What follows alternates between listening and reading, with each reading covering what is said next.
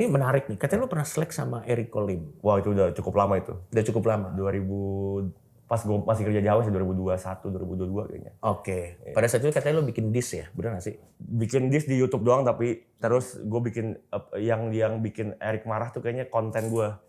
Jadi gue bikin konten itu nge-react dari podcast dia, intinya di podcast itu dia bilang kayak buat apa sekolah mah nggak penting apa segala macam. Tapi sebenarnya secara full video sebenarnya itu Erik ngomong konteksnya ke dia doang, ke diri dia gitu. Oh, iya. Ya untuk dia sekolah nggak penting gitu. Cuma gue react waktu itu pokoknya bahas-bahas soal kehidupan pernarkobaannya itu. Oke.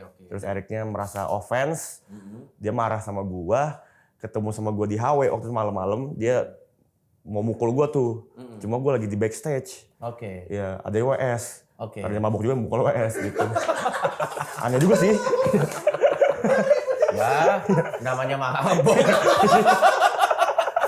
Tapi sekarang udah bury the hatchet, udah biasa aja. Sekarang udah biasa, udah aman banget. Kemarin gue juga udah minta maaf secara terbuka juga, maksudnya kalau misalnya saat itu, karena kan gue kembali lagi Bang, gue mah apa aja yang menurut gue bisa jadi rame kan ya udah gue bikin kontennya aja gitu. Karena mungkin gue terlalu hamba konten sampai akhirnya nggak mempedulikan perasaan dia, gue minta maaf buat itu. Tapi memang pada akhirnya gue juga merasa bahwa kalau kita udah sampai di level kedewasaan tertentu ya, kita paham lah bahwa apalagi di industri kayak gini kan nggak semuanya personal. Iya, Kadang betul. memang ada sesuatu yang harus kita lakuin for the sake of content aja. Itu. Gitu.